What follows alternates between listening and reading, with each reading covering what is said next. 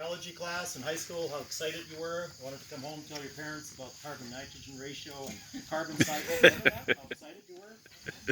Come on, look at me.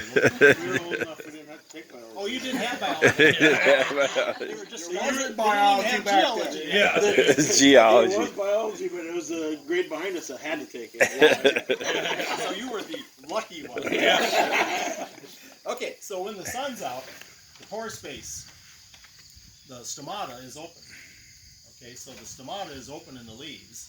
What comes into the stomata? It's an opening that's open when the sun's out. What comes in it during the day? What comes out of the atmosphere into the stomata? Carbon dioxide. Carbon dioxide, yeah. Now it's open, so what comes out? Oxygen. Yeah, and CO2. water vapor. Okay, so we got oxygen coming out, we got water vapor coming out. Okay, so now when water comes off of a green plant, what do we call that? Besides growing out our water, that's actually transpiration, right? Transpiration. Now if that same water comes out of a bare soil, like we got some soils over here, they're giving off water. What do we call that? Water coming off of bare soil. Evaporation. That's evaporation. Okay, one of them is going to buy you something in the soil health world. One of them costs you something. So anytime you're transpiring water, you're building a plant. Plant is going to build aggregates on the root mass, whether it's cover crop or whether it's cash crop, or both. Okay. So we got to be thinking in those terms, because that's how we bring that whole scenario together. Now something else we're going to talk about here on the chart with this corn plant is, and that is, where is the carbon? Now let's just use corn because it's a plant we have a lot of data on. So let's use that.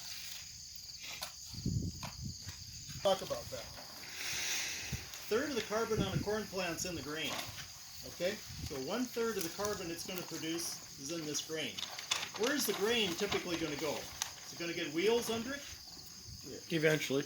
Yeah, many times. Okay, it's going to go for what? Livestock food. It's going to go for energy.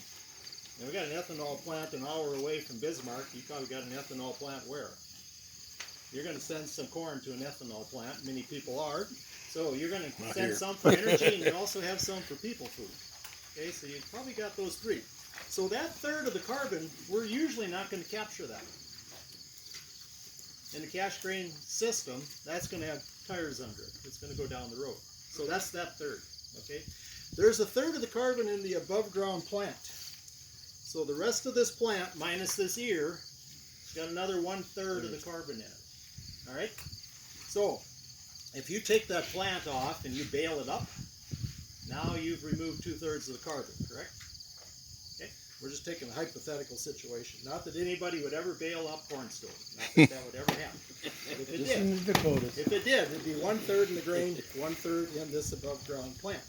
Where's the other third of the carbon? In the roots. In the root mass. Okay, so we have that situation.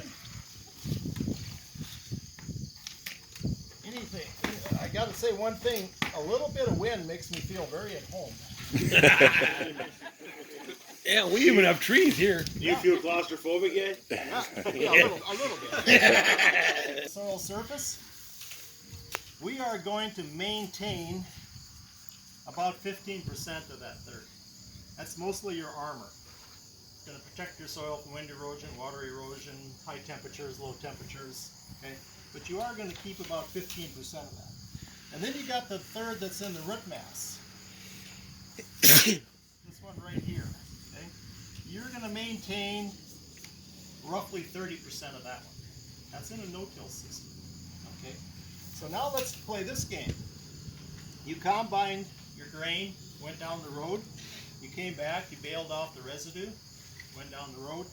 You came back and you fall worked that field. What am I going to have for carbon? Nothing. Exactly. When you have that scenario, then you're losing more carbon than what's coming in. Okay, coming in, because every green plant's a carbon inlet.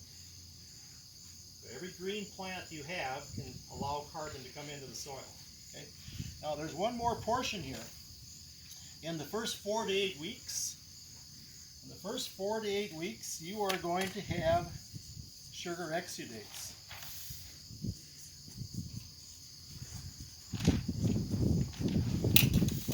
going to be sugars that come off of this plant. And since that's a food, who's going to eat it? The worms. Yeah, the biology. Yeah, bacteria, fungi, protozoa, earthworms in turn are going to devour a lot of those bigger critters like that then, and then make a collective soil food web. And so the first 4 to 8 weeks, this is going to happen. Where does that energy go after 4 to 8 weeks? Back up the plant. Yeah, it's because it's going to make grain. Right? Now it's going to make grain. So everything reverses and goes the other way for grain formation. Okay? So when you put a cover crop in the fall, and you only get 6 weeks before it frosts out, I wouldn't feel too bad about that. I'd feel pretty good about that, because that first 4 to 8 weeks on all these green plants is when all that exudation occurs. So even if you had them in there 4 or 5 weeks, you captured most of that carbon. So you always want to be thinking in those terms. Okay? So like around here where we get killing frost, you're saying that we would want to try to have the 4 to 6 weeks prior. If you can, depends on what your plant is too. Now, if you have kale or turnip or radish, those are going to go till Thanksgiving. Because frost won't kill. It takes a strong frost to knock them down. Okay. Ours and the Dakotas, they'll go to Thanksgiving. Okay. Yeah. And if we get snow, they'll stay green under the snow. Yep. But even if you don't get snow and we just got cold temps, they'll eventually go down. But usually we can make Thanksgiving pretty easily. Now you're going into the real hardy, cold tolerant plants. Yep. Okay. So everybody understands where the carbon is, a realistic expectation of what you can harvest. One of the big issues is after this crop is done, if you come in with a cover crop, the whole thing starts over again for sequestering carbon dioxide. Now you're set to go again. You're reset. Make sense? Yeah? No? Yeah. Yeah. Yeah. All right. All right.